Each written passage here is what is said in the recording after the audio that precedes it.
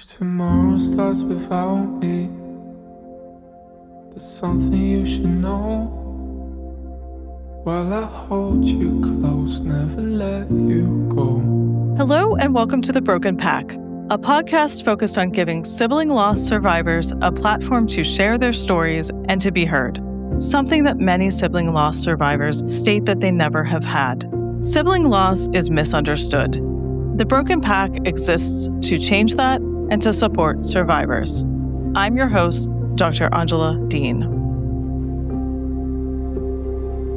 Today I'm joined by Amanda Miller.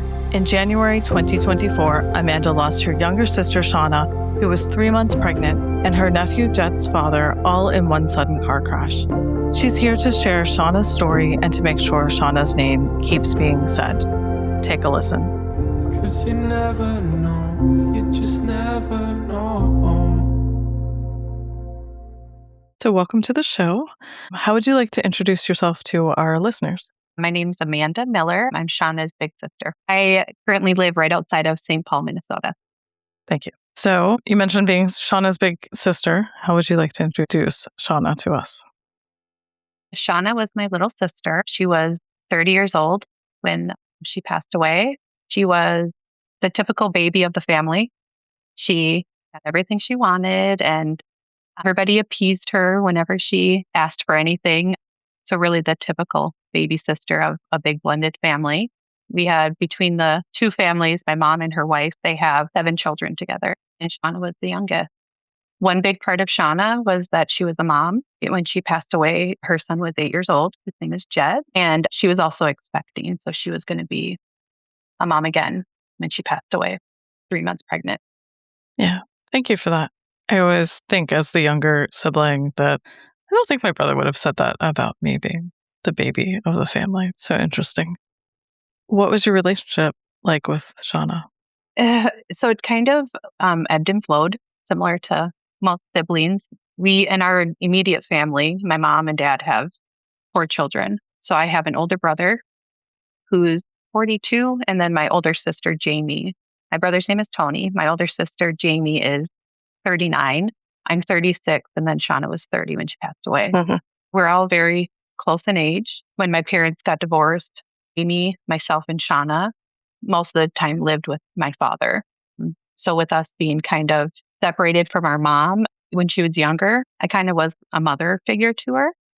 And so we kind of took care of each other. My dad worked a lot to take care of us. Then we'd go spend time with my mom. She lived about 3 hours away during this time.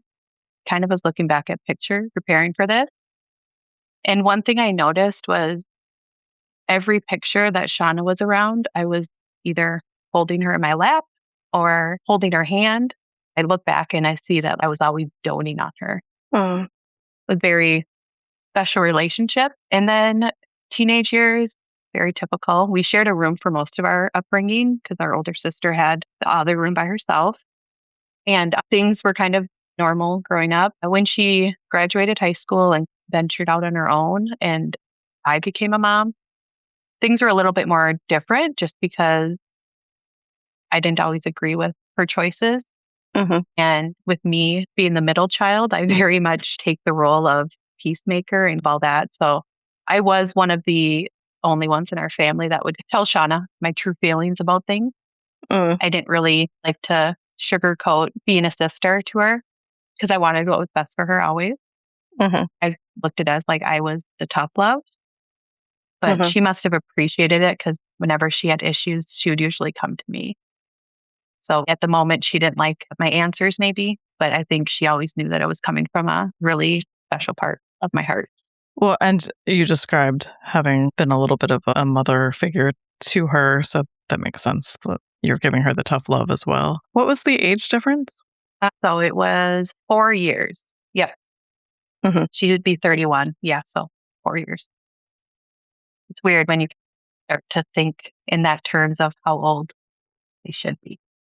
Yeah, it's absolutely a weird thing to consider. Like, we're aging and they are or they are not. Some people have different views on that. How was the relationship later as adults? When she became a mom, of course, we kind of bonded in that way. I remember before we even found out she was expecting with Jett, I remember her being at my mom's house and asking me questions about being a mom. And I didn't Uh-huh. really know where it came from because I just thought she was, I don't know, maybe impressed with my parenting. So I thought maybe she was asking the questions for that reason. And like just things like, well, how do you know what to do? And kind of those things. And then soon after we found out she was expecting. So it really made sense. She knew at the time, but she hadn't shared with us. So she was kind of preparing for motherhood. Oh, We lived about an hour away from each other from the time I moved out of the house. So I didn't see her all the time, but our family is very close. We spend all the holidays together and different times throughout the year. We would all gather at my mom's house to uh-huh. spend together. So it was a similar relationship as in I sometimes had to keep my distance from her because it was kind of hard to always have to disagree with her. Especially after I became a mom, I just sometimes needed to have some of that distance for my own mental health. So yeah, she was a pain in my butt most of the time. But again, she called me, I would be there for her, so it was Uh-huh. kind of that opposite spectrum there. Mhm. It strikes me too that you said she was pregnant when she died as well. So it's a complicated loss. You lost her and her baby. Yeah, the part that's most complicated about that, she was having another child with the same father that Jett had. Uh-huh. And one thing about losing Shawna, I didn't share in the beginning, was that Jett lost his dad in the same Uh, crash. So Jett, in that same day, lost his mom, his dad, and his baby brother or sister. We're not sure what she was oh. expecting. Yeah, and the hard part is I was not particularly happy that she was expecting again because the summer prior to her expecting, her and Jett's father were not together for a few months. Uh, And so when she got back with him, I wasn't happy about it uh, because their relationship wasn't ideal. And so I think that's the part that's really hard is that I never told her I was happy that she was expecting. do you think she knew that inherently? Yeah. Yeah. I don't hold any of that guilt because I know, similar to all of our other conversations, she always knew whenever I was hard on her, it always came from a really special place in my heart for her because she just knew I always wanted the best for her. Well, how is Jet doing today, or do you see him? Yeah. So after losing Shauna, my mom filed for guardianship of Jett. Prior to losing Shauna, my mom and her wife were foster parents and took care of medically fragile children.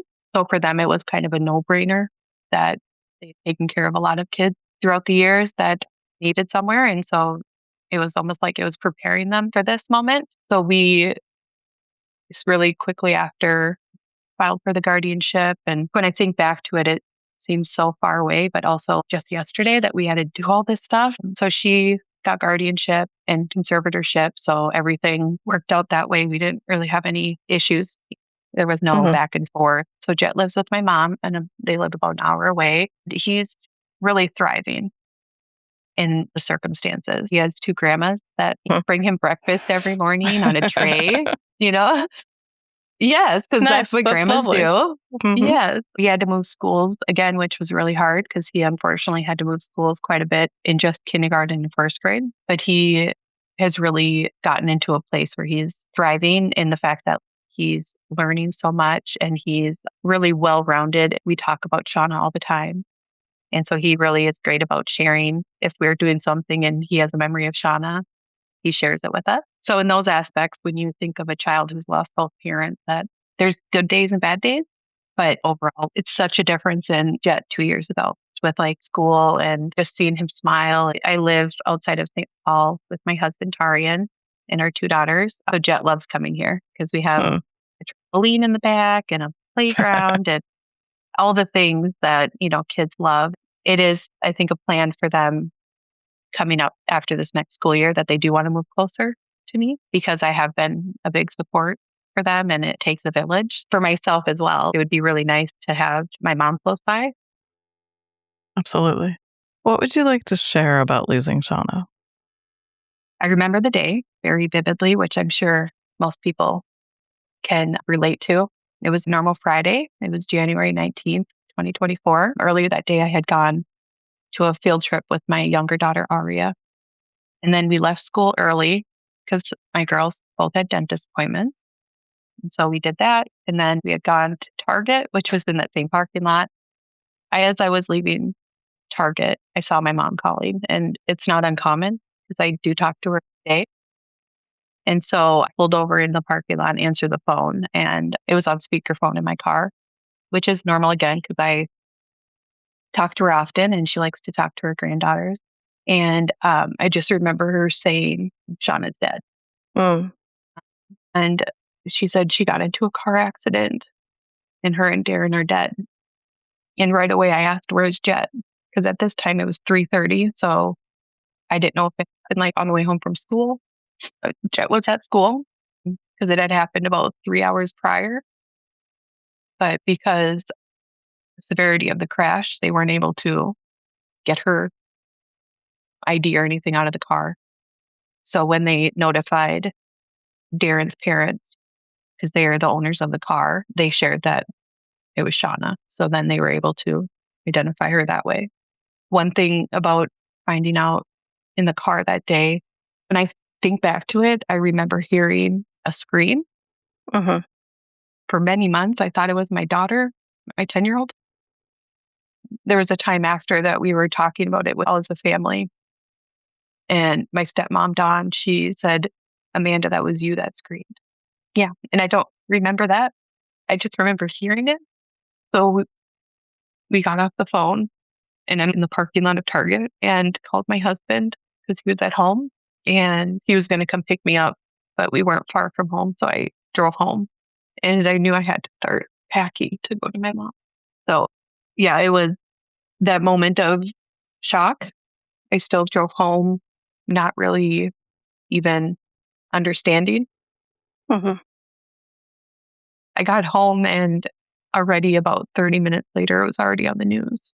And there's a picture of the crash because I had called one of my close friends and told her. And right away, when she looked it up, she found it. It's almost like they waited just for my mom to find out and then they put it out for everyone to see. Mm-hmm.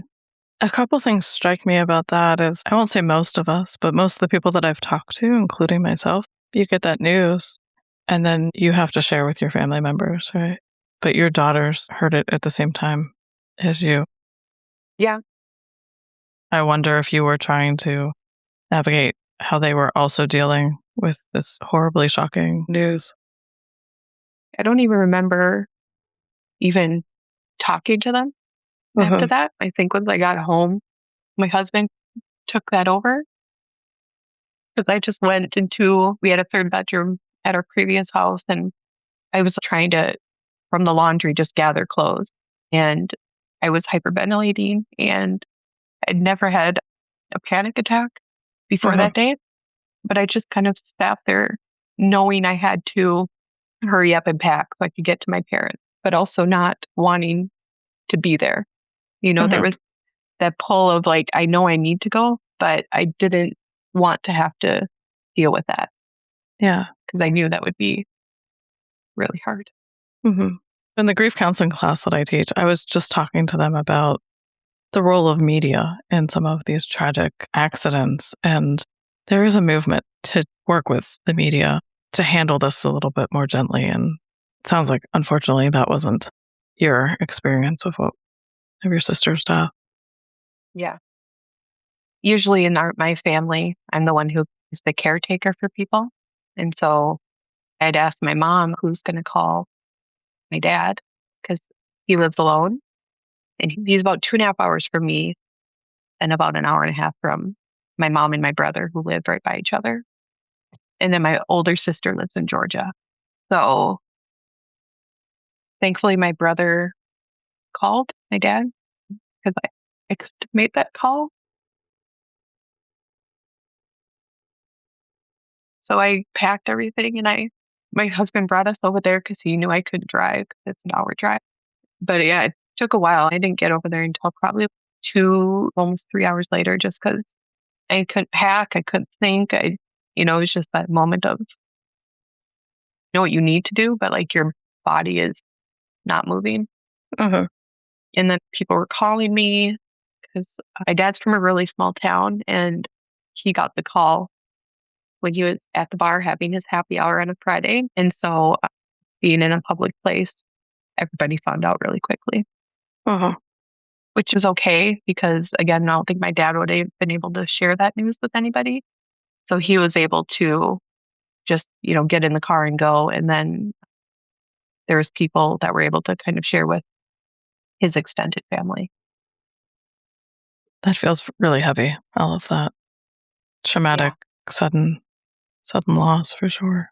Yeah. And then we had to like figure out how to get my sister from Georgia, all in the same Uh-huh. whirlwind of emotion. This was Friday and she was able to get here Sunday morning. So it was very quick that she was able to get here. She was an organ donor, so we had to speak to them about that stuff. We had to talk to the medical examiner, all these things that had to happen. And it was happening. Never thought of it that all these things are asked of you the moment you lose your person. And my mom couldn't do it. And so I was put on the phone with everybody. Uh-huh. So to protect my mom, I kind of took over, but it was just like to protect her. I was willing to do that, but it's also, I wish it could have been a different sibling. It's interesting because a lot of people I've talked to, both on this podcast and in my professional work, it is oftentimes the sibling that is making these decisions or doing some of those logistical things. And I think it's partly we want to protect our parents, but it can delay your ability to process what's happening. Yes, definitely. Another aspect of all of this, when the cop came to my mom's door, he informed us that the day of the crash that morning, that Shawna signed paperwork for full custody of Jett. We didn't know that.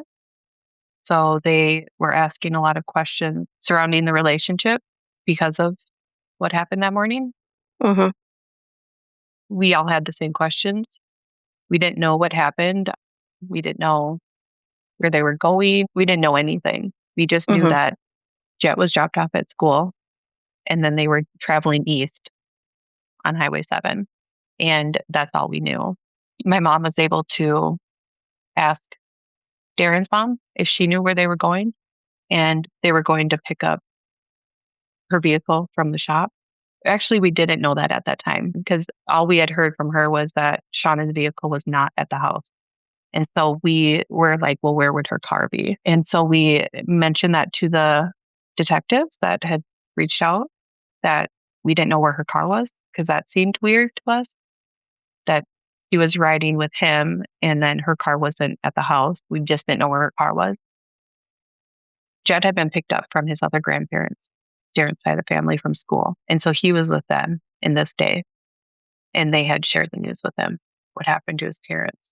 So the next day, after I'd found out that she had signed paperwork, I have a legal background. And so I very much was interested in finding out more about what the detectives had told us. So I tried to search and I was able to find the attorney she was using. I didn't really sleep that night. I slept on the couch by my mom and neither of us slept. So I woke up early and I called the attorney that was representing Shawna because I needed to know what it was that she signed that day and also to share with him that she was gone. I didn't know if he was expecting to hear from her. So we found out that news. And then the next day, when we went to go pick up my sister from the airport, my dad rode with me because I needed to get my vehicle because my husband had dropped. And while we were driving, we knew that Shawna had a Buick, and I knew that there was a dealership right off the highway. My wheels are always turning. It's just kind of my personality. So I told my dad, I said, if we pull into this parking lot at this Buick dealership, because we knew that's where she had got the car, I was like, if we see her car, would you know it was hers or not? Because it was a newer vehicle. She hadn't been driving it for long. And he said he would, because the summer before losing her, she bought a house in my dad's hometown. So he was very familiar with her car. And he knew there was like a little scratch on a certain spot. So we pulled in and right in front was her vehicle. So then we started putting some puzzle pieces together and figured out that they were on the way to pick up her vehicle from the shop. Mm-hmm. Are you an attorney? No, I work in a corporate law firm. I'm a paralegal. Got it. So you know enough about the law. I do, yeah. And it's just my mind goes always to those things. So I look up things often. I Mm-hmm. kind of go that road a lot of times. And so I did call the detective and let him know that we found her car Mm-hmm. because I didn't know if they had a search out for it or I wasn't sure. I just didn't want them to put any resources when I kind of did the work. Right. Yeah. Sounds like you're very much a problem solver. Yeah. And also in grief, we want to have the answers. So that sounds like that was helpful. Yeah. I remember with one of your recent interviews, you talked about the different kind of grievers Mm-hmm. and very much resonated with me because I'm very much like a doer, Mm-hmm. but also emotional. So I'm kind of the hybrid of the two. The blended grieving style. In that week, there was a lot to do. You said that you went into all of the logistical, calling everybody, doing all of the things. But how was that week? Yeah. It was the worst week of my life for a lot of reasons. I took work off. My kids stayed at my mom's and took school off. My husband stayed home so he could work. But that was also a comfort. Uh-huh. And so, as much as I wanted to be with my family, I really wanted to be at home with my husband. We've been together for 20 years, so it's very much a comfort at this point. Uh-huh. So there was many times that I would just go into the other room and just call him because I just needed to be away from the family because it's a lot. Uh-huh. As you know, everyone grieves differently. So it was tough because some people choose to drink to help grief. And then there was just like a lot of the logistics that I was tasked with. We had to drive out to the funeral home, which was about 2 hours away from my mom's house. And we had a call for flowers and we had to meet with the church and we had all these things. Of course, it's my mom and dad's decision on stuff, but a lot of times they look to me for answers. Even at the funeral home, my dad, whenever he would make a decision, he'd always look at me and be like, "Do you agree?" And I'm like, "Yes, Dad." I was like, "You don't need my approval." Uh-huh. So it just was a lot of added pressure to Uh-huh. kind of take care of my kids, take care of my mom, take care of my dad, try to be there for my whole family. And at the same time, I was struggling. I don't want to make this assumption, so please correct me if I'm wrong. It sounds like with the blended family, too, this was probably not a common occurrence where your whole family was coming together. Yeah, not a common occurrence. A lot of times, our family, my immediate family, and that's kind of who was at my mom's, was my mom and my dad's kids, Uh-huh. my step siblings, which I usually don't even call them that because my mom has been with her partner for 30 years. So we really Uh-huh. did grow up. They didn't come to my mom because they knew it was going to be a lot just for all of Uh-huh. us to be in the same house. And, it was during the middle of the week. So people had work and kids had school and all that. So we didn't really get together as a big family until we went to my hometown to stay at Shawna's house for the, because she still owned the house that she had bought. Mm. What was it like to be in her house without her there? It was really hard. I had only been there 2 other times because she had just bought it in July before. So it only had been 5 months coming into her house and seeing her things because she had been staying with Darren and Jett had moved schools. But the house was very much still filled with her stuff as if she was going to be coming back. I mean, her closet was full, her drawers were full. There's still food in the cabinets. Just to like be there with her stuff and her not be there. It was really tough because she loved that house. It was something she was very proud of. She loved everything about it and she just wanted to show it off to everybody. And there were some people in our family that weren't able to ever see it with her. So this was their first time coming. Thank you for sharing that. How have you been in that period since then? And I realize that's a lot of time and still also not a lot of time. So it was about a week, maybe, 7 days off work. Recently, my employer switched their bereavement time, which I was happy about in that moment, but it was still January. So Mhm. I was hesitant to take more time off because I didn't know what the rest of the year was going to bring. Mhm. And it's a good thing that I didn't take more time off because unfortunately later in the year, my grandpa passed away. I'm sorry to I hear that. needed more time off. So I was very lucky in the fact that I work at 3M in St. Paul here, and they have a employee assistance program. And if you are having a tough time, you can be connected with a counselor. Mhm. So I definitely reached out immediately because I was like, where do I go from here? Mhm. I'm expected to go back to work. I worked from home at that time, so it wasn't me having to go into an office and see people and explain, but it still was very isolating because my husband is at work, my kids are at school, and I'm just sitting in my home office, not even understanding that I have to work, but there's no possible way I can function. I spent a few days talking with the grief, and she was actually her 9 to 5 job is a grief counselor. So that was really a blessing of being connected with her. I had talked to her at different time for other issues that come up in life. So I knew her a little bit that way. And so then when I was able to connect with her again, she shared that she works as a grief counselor. It was the perfect pairing. Mhm. And she, listened to me. She let me talk about my feelings, all the great things that counselors do. But she also was able to provide some really helpful resources. I'm so glad to hear that you were connected with someone that knows about grief because a lot of people in our field don't. So, yeah, I'm glad to hear that.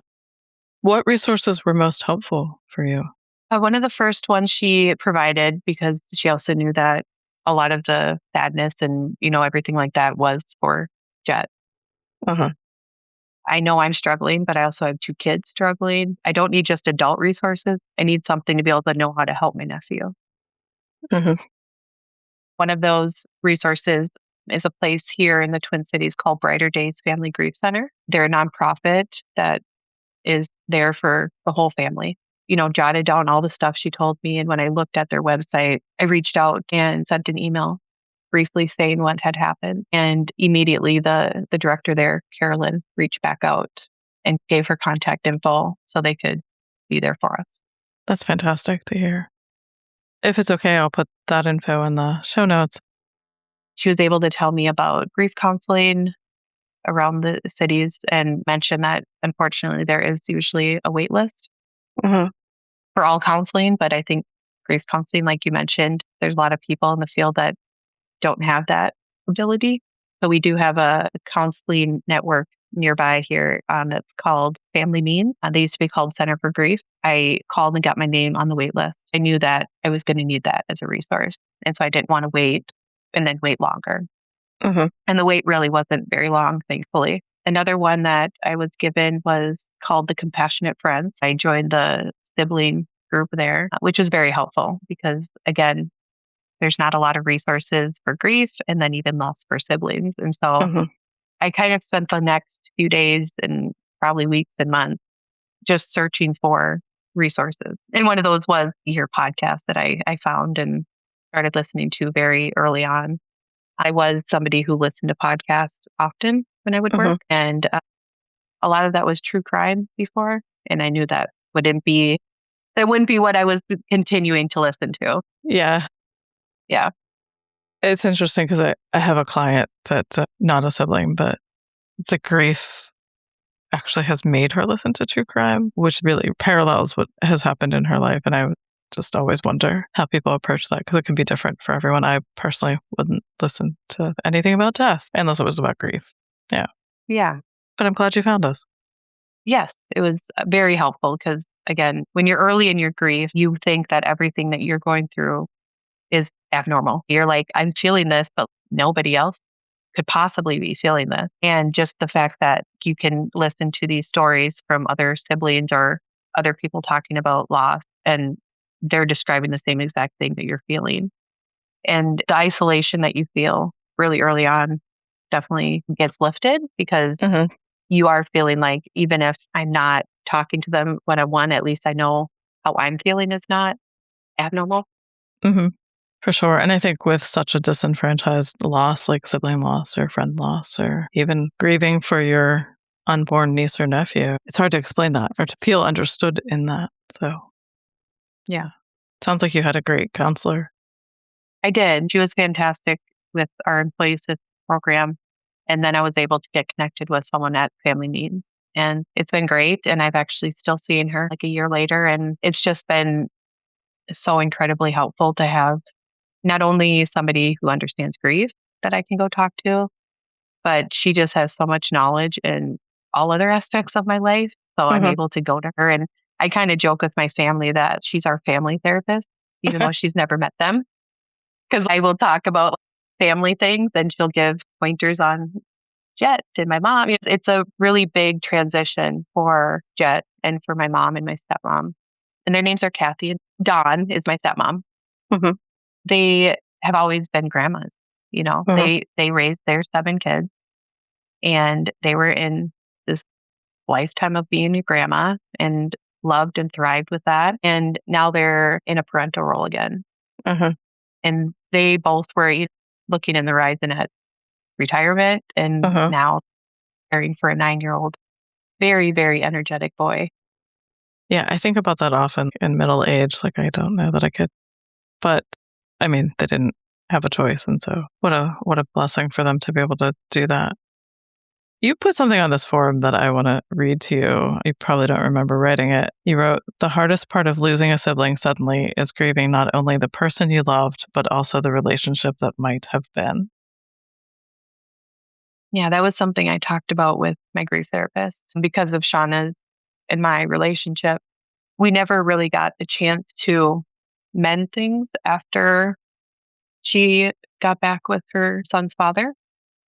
And I was very upset with her for going back because it wasn't a good relationship. Everyone around us knew that. She was happier that summer before she died when they were apart. And the really beautiful thing is that I was able to get my sister when she was happy that summer. And I saw it for a little bit and we had a really, really fun time. Our small town has, like most small towns, a weekend of activities. And one of those is they call it a street dance. So they have a band that plays on Main Street. Everything's closed off and you have beer tents and all that stuff. I was really happy that I went back home that year because I usually wasn't going back home for that event because life is so busy with 2 kids. But I went back. I was able to spend that night with her. And it is one of the only pictures I have of us as adults together. The 10 years that she was in the relationship with Darren, she didn't take many photos. And she really struggled with self-image issues. So it was really tough because the Christmas before she died, so just, 3 weeks before she died, my sister from Georgia came to visit for the first time for Christmas in 10 years. She had never been home for Christmas, and her daughters came for Christmas that year. So we were all able to be together. And we have a family picture of us, and Shawna didn't want to be in the picture. So all of us are there, and Shawna's taking the picture. That's hard. How are your relationships with your other siblings in navigating the grief and the loss? So prior to losing Shawna, our family's really close. I mean, to the point where even my stepmom and my dad get along very well. They've traveled together, just the 3 parents, to Georgia to visit my sister.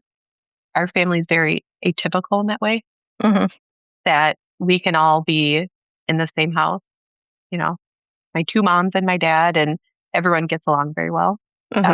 Even my sister Holly, my stepsister Holly, my dad went to her wedding 10 years ago or so. So it just is like a very atypical family, but we all get along very well. So it is really special to have that connection. Losing Shawna actually just made us all closer. We all very much grieve the same as the fact that we all want to talk about her every chance we get. That's fantastic. And I won't forget your brother's name because you said it's Tony. Yes. Yeah. I've listened to your podcast since I found it, and I've heard you talk about your brother Tony, and then it wasn't until you had a recent interview with another podcast that when you said it clicked to me. And I was like, how did that not click before? Yeah. Yeah. So has your relationship with him also gotten closer then as well? Yeah. Yeah, there's been times in the last year and a half that just with grief and stuff, some people are more willing to be open than others. So it's kind of ebb and flowed, but really right now we're at a point where we're coming together even more for Jett as a family. My brother lives like a block away from my mom, so he's able to bring Jett for his haircut, and he's joined him on field trips. Did chaperoning for that. I told my mom, you might have Jett living at your house, but you're not doing this alone. That's fantastic. I love how you said earlier that you do talk about her with Jett as well. Yeah, it's really important to us that we bring her up in any conversation that makes sense. I mean, we don't just bring up anything, but if we think of a memory, you're like, oh, we did this with Shawna, or like they were at the fair this past summer and we have a picture of Shawna on the same ride with my oldest daughter and Jett. And so we had my two daughters and Jett recreate the picture. Oh. So like we always make sure to incorporate her into everything. When we have family meals, like our first Easter without her, we set a place for her at the table because we wanted Jett to know that we still want her to be here with us and make that kind of a big priority. Are there other things that you want to share about the loss or living without her? Yeah, it's the one thing about loss and grief is, what we've talked about, especially with losing someone young, is there's so much to do. When I think about my grandparents passing away, because unfortunately, since losing Shawna, both my dad's parents have passed. So it's been a lot, but my grandparents had everything planned. And she had her funeral planned. Everything was set, and there was nothing that her kids had to do death-wise. But with Shawna, it was probate because she did not have a will. She owned the house, and so we had to wait until probate was completed. That even took a while because there was a backlog of death certificates, so we couldn't even get started on any process for months. Oh, wow. And your guardianship we had. So I then was helping my parents sell her house, and we wanted to sell it without a realtor so we could have money for Jett, the most money. We wanted to kind of cut out any other fees that could be there. So we thankfully found a really nice couple that wanted to buy our house, and they rented it during probate. So we were not financially obligated to pay the mortgage. Then when they were able to, they bought it, and everything worked out perfectly that way. And it was just a really, really nice couple that we believe that Shawna would have loved to sell her house to. They have plans for having kids one day, and it just felt really right. They're very, very kind people. My dad will sometimes drive by her old house because it's a small town, and he sees them outside. He'll stop and say hi. They understand, why that's special to us. And just like everything that has to take place, we still have a storage unit of her stuff because we emotionally could not go through a house full of stuff and a house full of memories. And we kind of separated the things that we knew we wanted right away. But we still have this task of going through a storage unit of stuff. And just thinking about that is very daunting. It almost feels never ending kind of tasks and things like that. But we're being patient with it because we know that until we're ready to do it, it can stay there. Jett has everything he needs. There was nothing in there that he needed. But just going through her stuff, eventually having to sell it or something like that is going to be really tough. My mom has some clothing of hers, some sweatshirts and stuff. I do as well. And I really love the days when I pick those clothes because there is that very special connection to her. Yeah, we're just continually doing more things. It's just half of losing somebody without a will that really makes me want to and need to plan for myself. I think so many people at young ages feel like nothing would ever happen. Believe me, I never thought we would lose a family member, and especially not in the way we did. I work with a lot of young adult cancer survivors, and this is one of the very first things that they are told to do as young adults is to create the will and all of the powers of attorney and documents that you probably know a lot better than I do, because we don't think of it in young or even middle age. So I wonder if that has shifted how you think about things. And I know that you are also a paralegal, so maybe you did already think about that. So I never thought of that for myself. And I would push my dad, like, hey, like get this done for yourself. I think prior to losing Shawna, I was very like, I don't want to talk about death. And not that it was like such a taboo or anything like that, but it's morbid. You know what I mean? Think about my own death is scary and all those things. Whereas now we definitely openly talk about it, because even choosing cremation or burial for Shawna, none of us had ever talked about that with her. So to have to choose that for somebody is really tough. So we were able to talk about it as a family. So now we kind of know what each person wants. So if anything were to happen before it's written down on paper, we won't have to guess. It's interesting that you have to lose somebody to start those conversations. And there was times in these year and a half that even Jett was kind of questioning my mom and Don, that what if something happened to you? Because for him, I'm sure that's something he thinks about often, because that day he just went to school and they were gone. So we just reiterate to him that no matter what, he'll be taken care of. It was one big reason why we moved since losing Shawna. My husband and I were in a townhome before, and we wanted to make sure we moved somewhere that could accommodate Jett if he ever needed somewhere else to be, because we just don't know what the future is. So we wanted to move, and we wanted to make sure we moved somewhere that had enough space for all of us. So you mentioned bereavement leave had changed in your company. Was it acknowledged for a sibling? Yeah. Yep. That's it's fantastic. actually bereavement and caregiver leave. So it's tied into one. So it really doesn't even specify who. You get this allotment, and if you need to be off and care for an elderly neighbor that needs to be cared for, you can use it for that as well. They're not asking you to prove who you're going to go bereave. It's up to you to utilize that time for what you need. That's beautiful. I wish more companies would do that. I run my own private practice, and there I think my bereavement policy is pretty good. But I was looking at the bereavement policy at the university where I'm an adjunct. It's also where I earned my doctorate. And I specifically, of course, looked to see if sibling was mentioned, and it's not. So that was disappointing, but not surprising. Yeah. I took the days and then a vacation time.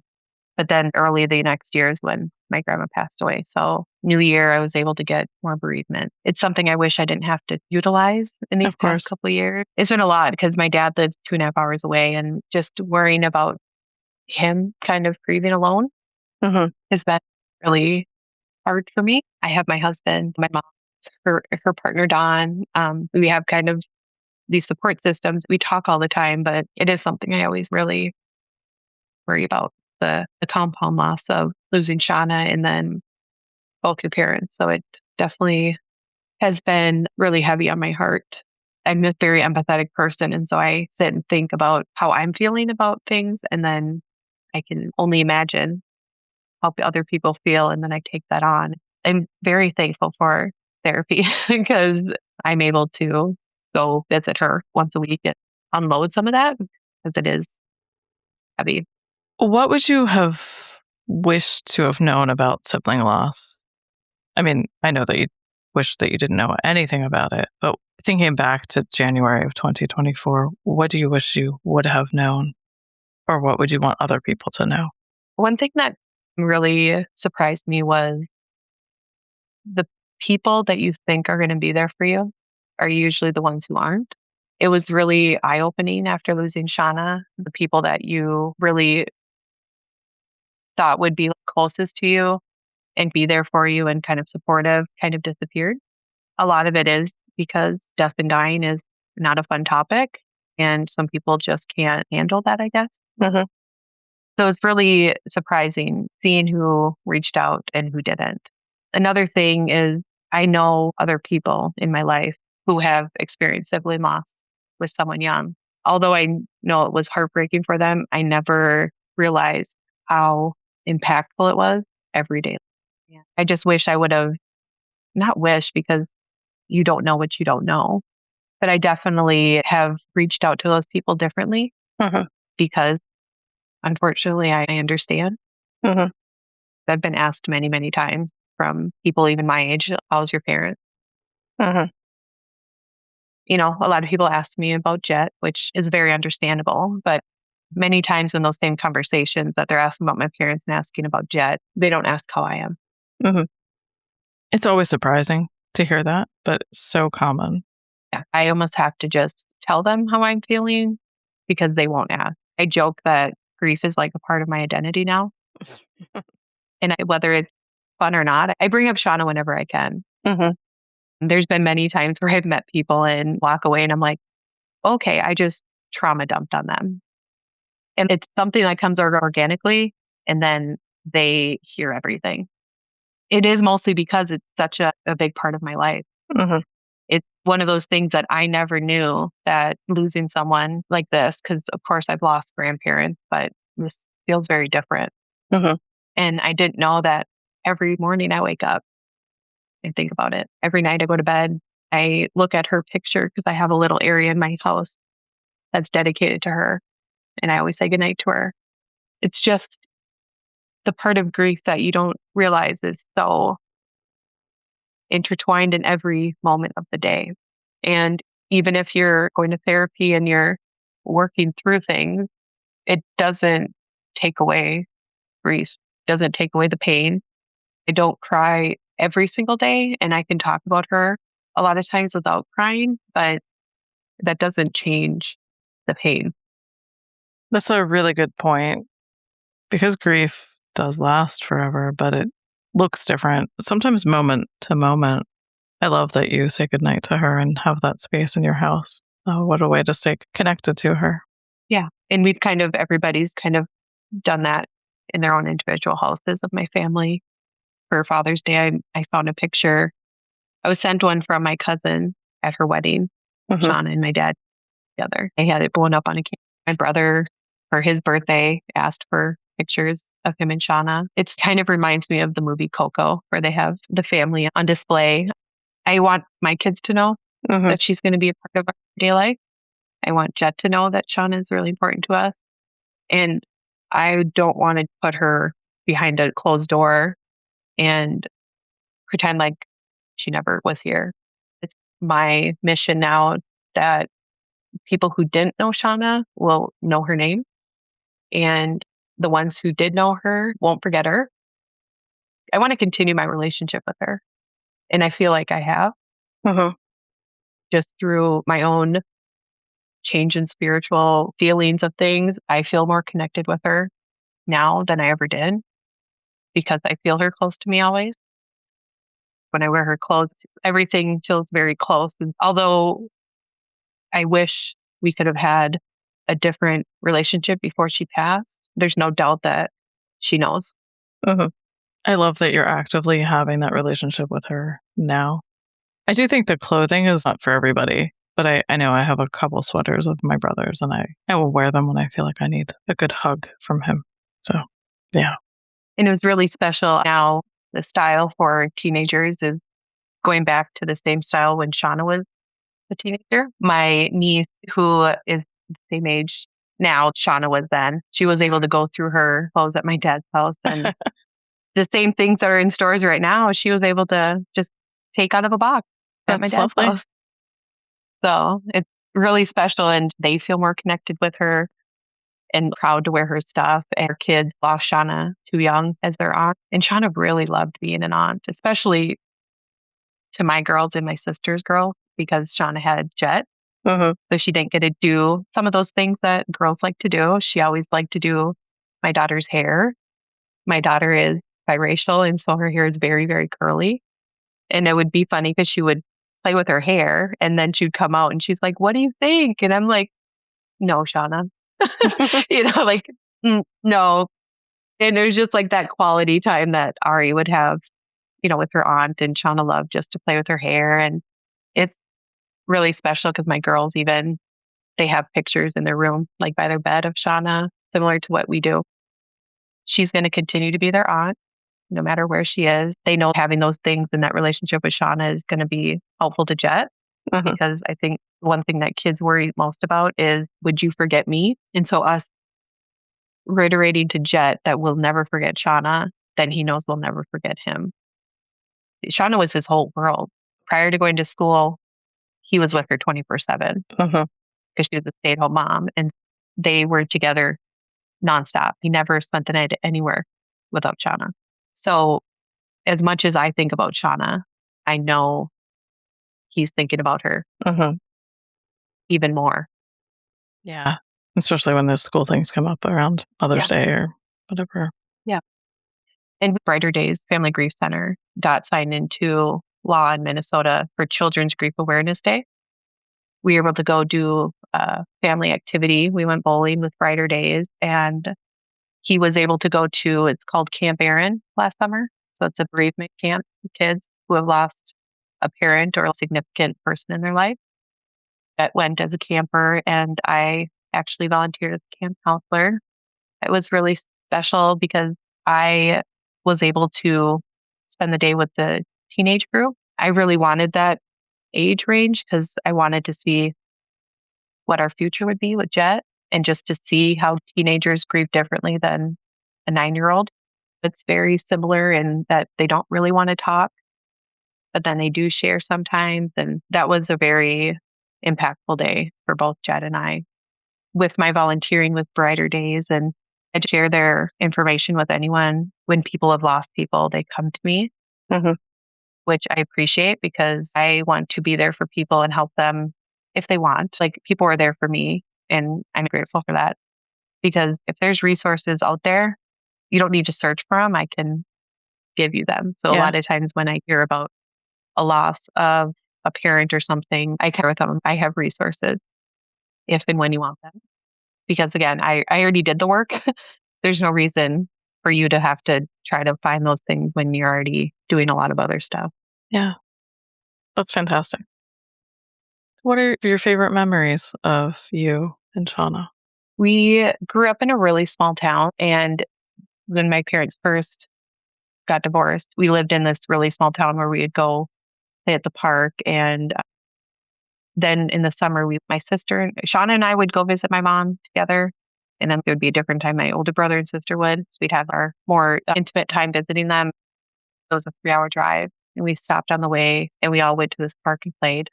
Compared to our small town, this park was huge. So it was super fun just to be at that park with Shawna and my mom and Don and just run around and play. One of the other memories, Shawna was there at the hospital with me when I had my first daughter. At first, I invited her because she was at that age where I was hoping that she wasn't ready to be a mom for a while. So I was like, here, come see this, and maybe it'll keep you from having a child for a while. But it was just such an amazing thing to see her like spring into action. She wasn't scared of anything. She probably would have been a really, really good labor and delivery nurse. I thought she'd be scared and everything in that atmosphere, and she thrived. She wanted to help me, and she wanted anything I needed. And I was like, Shawna, you're good. We have nurses for these things.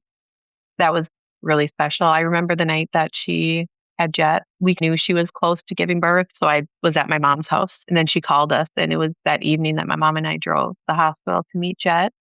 It's funny because right now he has really light hair, but the first day we met, he had jet black hair, and it was full. And it was just almost shocking because even my kids didn't have that much hair.